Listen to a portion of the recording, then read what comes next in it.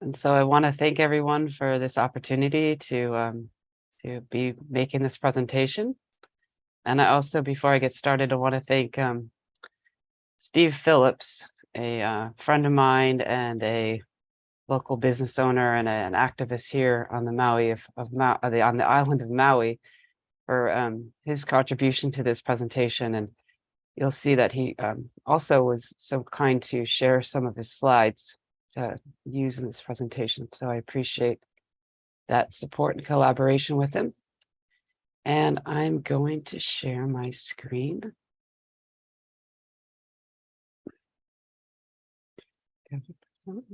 All right. So food for all, security and sustainability.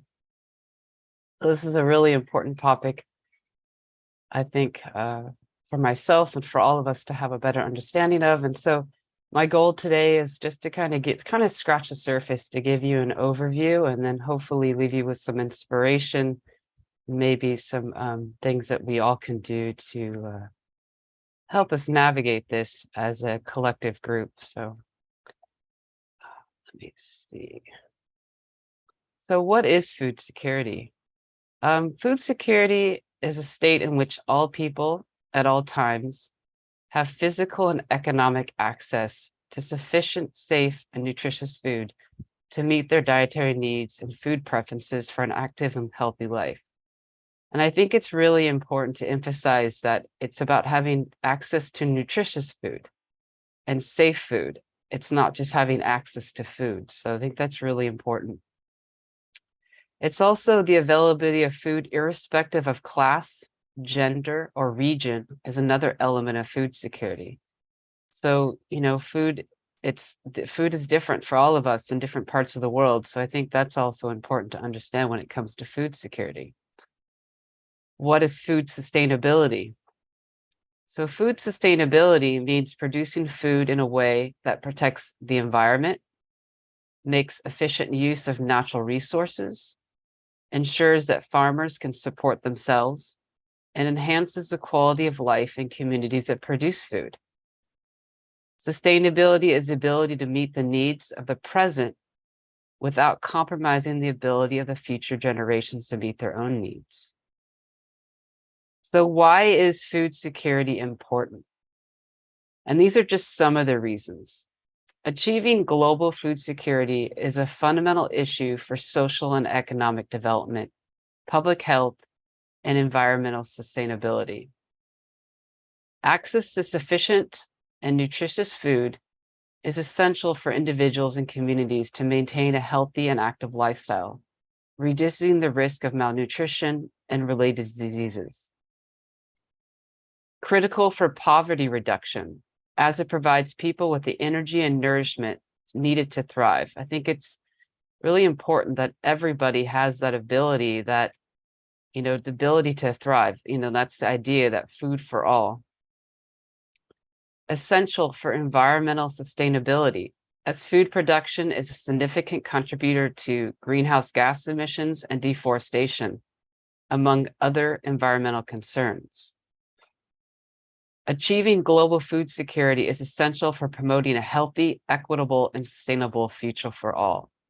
So, like I said in the title, it's food for all. It should be a basic necessity fulfilled for everyone to have access to food at all times. And why is food sustainability important? Sustainable food systems protect the well-being of ecosystems and humanity concurrently. Can provide foods that aren't just safe, but also nutritionally sound, culturally acceptable, healthy, and affordable. And again, I think it's important to understand that, the culturally acceptable, healthy, and affordable, and that's not something that's happening all over the world. Greater security and resilience to outside disturbances like harsh climate or rising prices. And currently we're seeing both of those right now. We're seeing increasing climate change, and we're seeing great inflation all over the world with raising prices daily. And I think all of us can, attest to that, not only from, watching the news, but from also just going to your own local grocery store. Agriculture practices are regionally appropriate, more energy efficient. So it's really important, I think, that we understand this. And so what are some of the challenges?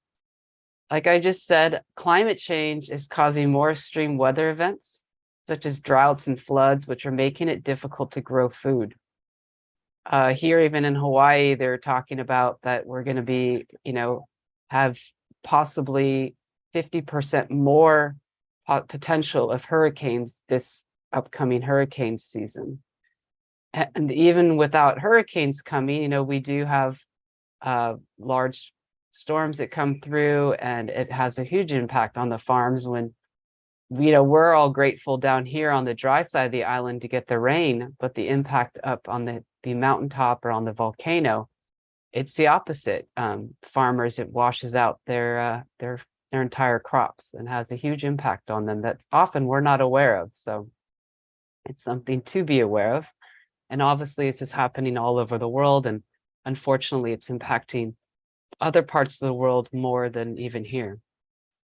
Food waste, which refers to the disposal of edible food that could have been consumed to meet the nutritional needs of the population.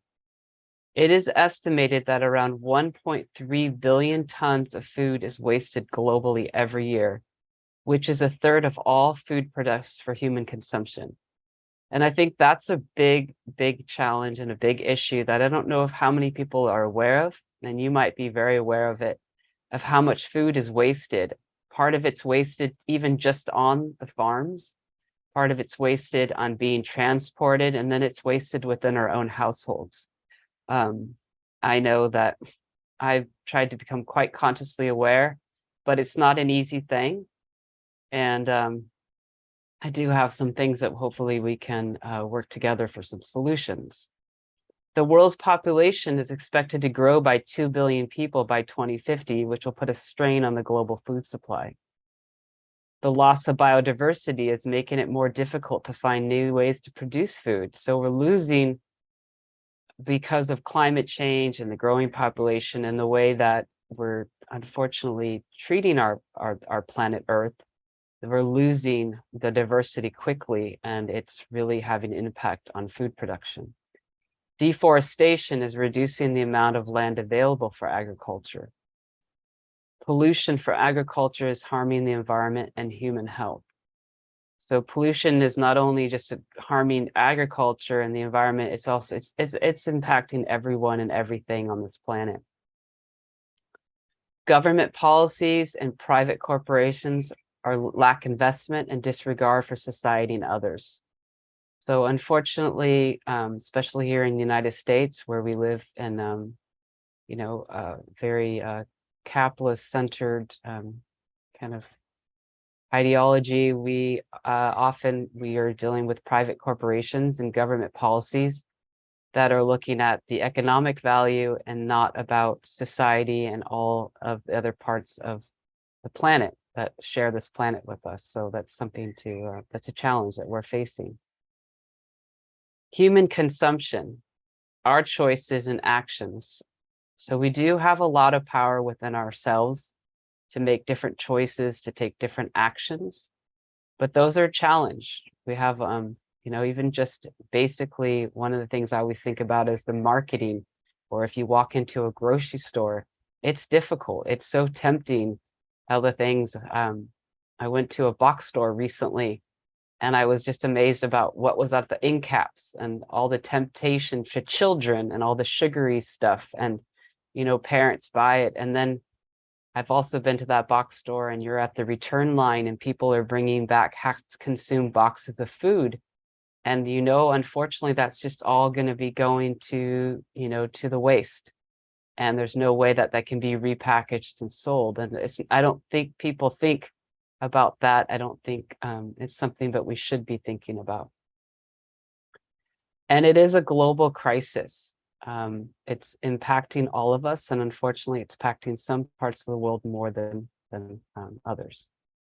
According to the Global Report on Food Crisis, it is estimated that over 250 million people were acutely food insecure and required urgent food assistance in 58 food crisis country territories in 2022. And as we all know, that the pandemic did not help. And there's also a lot of other things happening in the world right now, conflicts. The World Food Program estimates that 349 million people across 79 countries are facing acute food insecurity, up from 287 million in 2021. So that's a lot of people in a lot of countries. And like I said, it's not just in those countries too, it's happening everywhere, even in first world countries. According to the World Food Program, globally, women are much more likely to live in extreme poverty than men. Of the 690 million people who are food insecure in the world right now, 60% are women and girls. And, you know, a couple of those reasons can be that there's still a imbalance, you know, there's still, in a lot of countries, a disparity between men and women. Also, women a lot of times will make sure that their children are fed before they eat. So it's something, and it also impacts, like I said, it impacts third world countries more, impacts different ethnic groups more. So it's something to also be aware of, but it is a global crisis that's impacting all of us. And I recently had shared a poll within our PLT global community about, have you ever suffered or have you ever experienced food insecurity here now or in the past? And most people's answers were no, but I'm concerned about it. But we did have one community member that said yes, and it wasn't clear if it was now or in the past. But you know, this is a person that lives in the United States, and so it's impacting even in our own, you know, close community, our own global community. Somebody is either currently suffering from food insecurity or has in the past. So it really does, you know, it's everyone, it's impacting all of us. And obviously all of our choices have a big impact on that. And food is, like I said, food insecurity affects every region of the world, and it's a global problem. So enough with the kind of the challenges and the more depressing facts of it, even though I think it's really important that we're aware. What are some things we can do? What can we do as individuals? And these are just some of the things that we can do. Obviously, there's much more. One of the biggest things we can do is buy locally. So you can support your local farmers market and the markets that sell locally grown food. What I've done often is I go in and I find out, you know, where do you buy your food? Like, where are you? And I'm very fortunate. I do live on an island where the weather's pretty nice, and we do get a good plethora of food grown all year round. But there is food that we don't have access here, being in the middle of the Pacific, and being it's, you know, some things I do have to get from outside sources. And so, you know, that's something I always make sure I do a lot of research on. But even if I do go to the local grocery store, I find out where they're getting their produce from. And it really helps, I think, to take that extra step. And like I said, the easiest thing is to just find your farmer's market or a local grower, or go straight to the source. Decrease food waste at home. Buy less and store properly. So there's always, you know, you can go online and there's a lot of great ways to store your food properly so it lasts longer. You know, I believe it happens to all of us sometimes, where we buy something, we stick it in the fridge, we forget about it.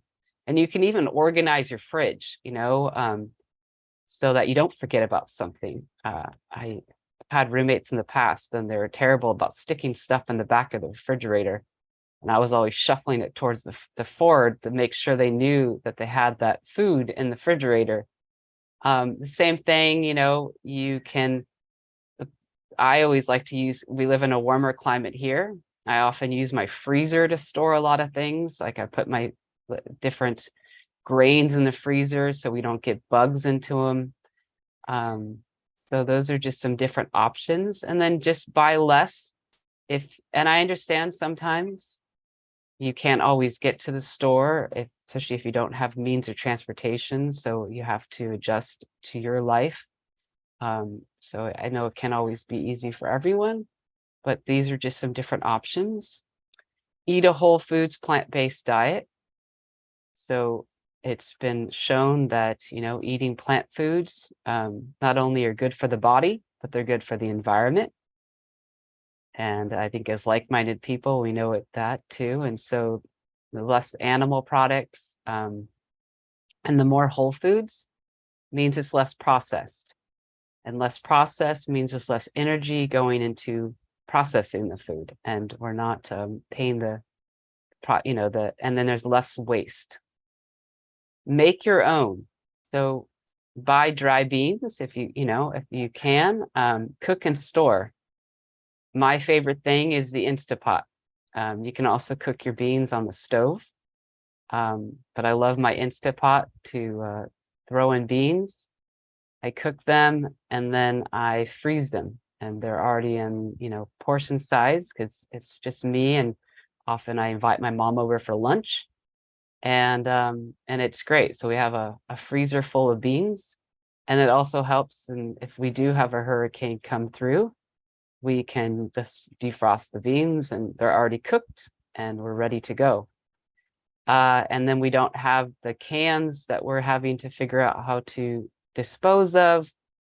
We don't have we're not, and it's actually better for the budget. Make your own milk products.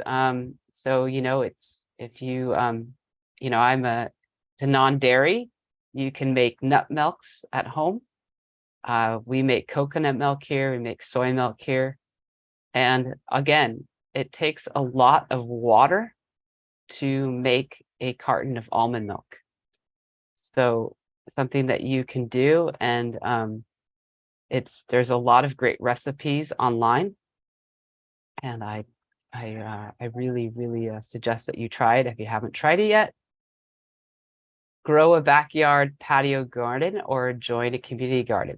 Again, if this is something you are able to do, and there's also, you can grow a small little herb garden on your counter top in your kitchen if you have access to sunlight.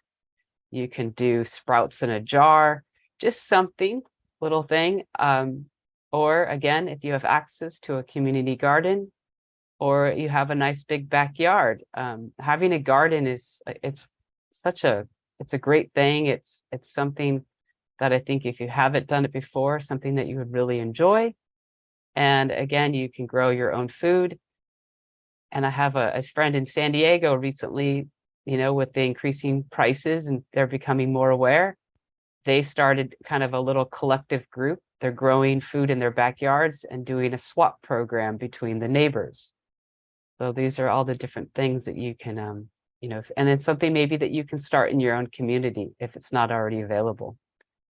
Become active in local and national policy making. So become aware and find out what is happening in your local, and find out what's happening on a national level about food. And I think it's really valuable for all of us to have a better understanding and to have an active voice, and not only how we vote, but getting involved with different groups and starting things within your community. And that's what I was saying too, is getting involved with organizations that are making a positive impact. And there's a lot of really wonderful organizations out there that are. And if you're one of those persons too that wants to take that extra step, you can also start something on your own.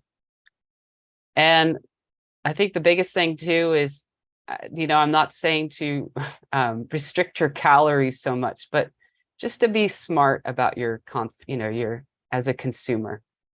I live in a place where we have a lot of tourism, and and I know a lot of people that work at restaurants, and there's just so much waste that occurs at those restaurants. And even that, we have a new restaurant here that's completely zero waste. So if you do go out to the restaurant, I highly would suggest finding establishments like that. And that's where it comes down to doing your research, finding out who's growing the food, where the food supply is coming from, what kind of practices are they taking. I think these are all important, and these are all things that can empower us and can bring change. And it's something that we can do as a collective group that, and it's a day-to-day choice that we can make. And I really highly suggest all of you. It's really helps me, makes me, know that I'm doing something every day. And also I enjoy my food, and I feel like I'm eating better food because it's grown locally, or I know where it's coming from. And so it's really a valuable thing. And sometimes you don't know. We used to go to a farmer's market, and I would always ask them, why aren't you organic? And, and you find out that sometimes it's just a cost thing to get that organic label, or they're sharing property with another farm that, not that they're not maybe following the same policies or the same, but it's important to get to know your farmers, get to know where your food's coming from the best you can, obviously. So I wanted to share, and this is again, thanks to Steve Phillips, I wanted to share an inspiring story about something, and I'm hoping that through this, that maybe can inspire you, or, inspire just something that you can leave here with some feeling good about this. So Local Harvest is it's a company started by Steve Phillips, and he's on a mission to feed an island. And his goal is to move towards self-reliance in our food supply here on Maui. And I believe the farmers market has been here. I think we're going to be celebrating 10 years in August. And he's done a lot of incredible work here on Maui, and it's starting to spread. I believe he's spreading it to the entire state of Hawaii. And hopefully this will have an impact even beyond that boundaries.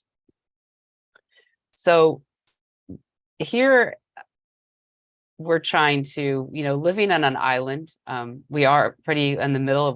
I think we're the farthest geographically from any other like landmass. So, during the pandemic, we really there wasn't always food sources coming in, but it was wonderful because I think we kept the farmers market open the entire time during the pandemic. And it kept the farmers going, and it kept the economy going a little bit, where there was, access to good food, and the farmers had somewhere to distribute their food and to have the, to keep themselves afloat. So that was important. So currently, 80% of Hawaii's food is currently imported from the mainland or other countries. It's really incredible here, even where some of the food is actually started here, like the cattle. So cattle are great. They're actually raised here, and then they're taken to the mainland, often to be processed. Same thing with dairy. Sometimes the milk the cows are kept here, the milk goes back to the mainland, and then it comes back here in a carton. And this all happens on large freight ships over the ocean. And like I said, we're pretty far away from the mainland. So you can imagine the environmental impact that has for that food to get back here, and then the cost that it takes on. And so you can understand why a half gallon of milk costs $8 or $9, or a loaf of bread costs $8 or $9 here in Hawaii. So produce is about 65% imported, and you have to think about too that that produce was picked at least a week prior to get here to Hawaii. And so Steve is he follows a theory called Prout, and I believe most of you have heard about Prout, and if you've not, the next slide will shine a little more light on that. So Prout states that the basic necessities of life should be provided locally. Food is the most basic. So local food means food security, strong local economy, fresher, more nutritional food. So Prout as a progressive utilization theory was founded by P.R. Sarkar in 1959. And this is just kind of like a very brief overview. So Prout says the basic necessities provided on a local level to all: food, water, clothing, shelter, healthcare, education. Neo-humanism for humans, animals, plants, and the planet. Building local economies based on the cooperative system. And you can learn more about this. One great organization is called proutalliance.org. And if Karun can share that in the chat. We also in our anchor course on the PLT, we have the 99 days course, and we share a little bit about this also. There's also tools to change the world with Dada Maheshwarananda. So there's a lot of great resources about this if you haven't heard about Prout or you'd like to get more involved. So that's another opportunity for learning. So here, Steve talks about the different utilizes the venues to build the local food supply. So Steve has worked on a system here. So he has wholesale distribution of local produce to stores, restaurants, and schools, direct home delivery, a coordinated weekly farmers market. It's actually actually twice a week, creating value-added products, and all 4 avenues. He also promotes a vegetarian diet. So, like I said, they have delivery to stores and restaurants.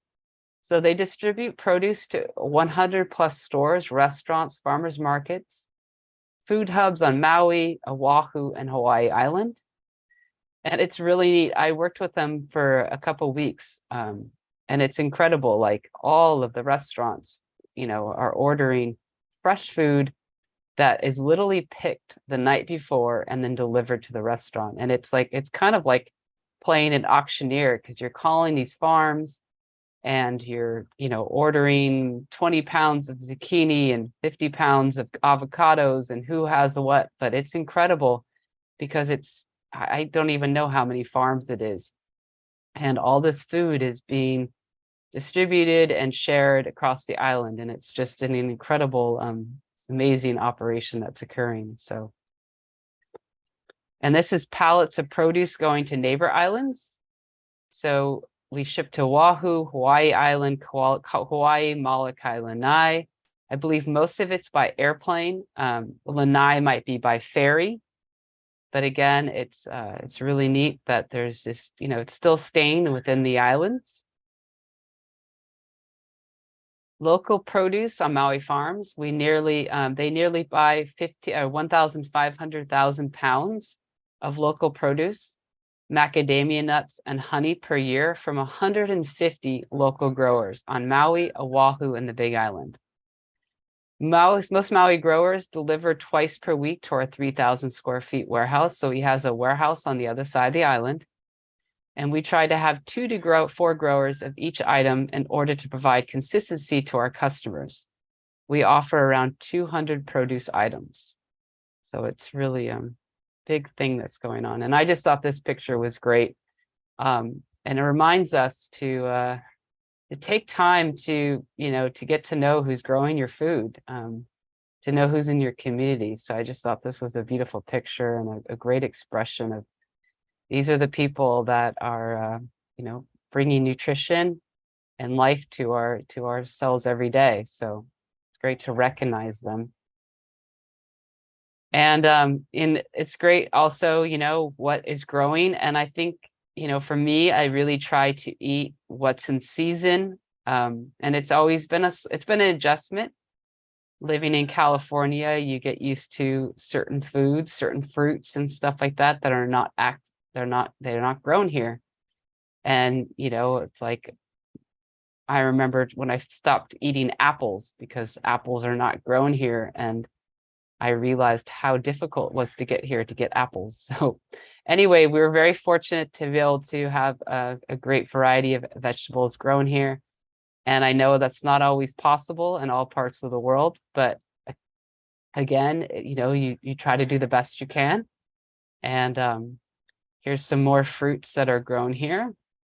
And again, it's fun too to go to your farmer's market and try to sample something new.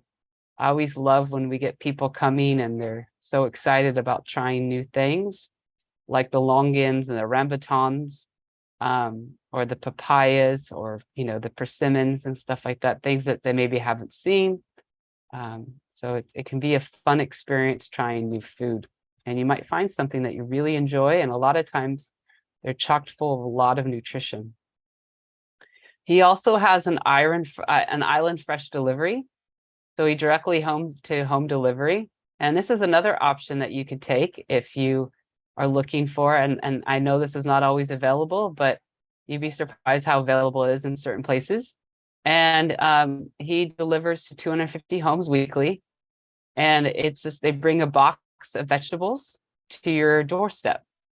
And then we have our farmer's market. So I help him with the farmer's market once a week. And it's a lot of fun. There's 25 vendors with locally made or locally grown products. And it's great because most of these people are crafting their own things or creating their own food products and sharing them. And it adds to a thing we call like a circular economy. So the money stays within the community. And it's really a fun experience, and it's great opportunity. And again, if you haven't visited your local farmers market and you do have one, I highly recommend that you go check it out. And you can see I'm in the picture. This is our farmers market crew sitting in front of some beautiful food that we got to sell. He also has the Savic Kitchen, and this is a packaged line of Savic food products. And it's great. He has nut butters. He makes macadamia out of macadamia nuts. They make a lot of dips, salad dressings. There's a lot of different options. And this is another option, if you're a really creative individual, something that you could even start on your own, or just make them for your own family. Getting creative in the kitchen is always fun. We also, sadly enough, Anandi, or Anna in this picture, his wife passed away a few months ago unexpectedly, but she would feed the homeless twice per week, and they would organize and they donate a lot of food to the homeless to feed the homeless. Steve and I are trying to continue this legacy. We feed the homeless now once a week.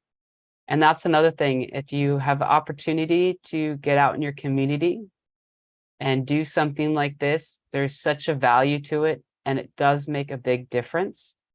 Or just, if you have opportunity to donate to a couple of the food banks or to go work at a food bank, I highly recommend. A lot of people, they're really grateful. It's been an incredible experience the last couple of months doing this.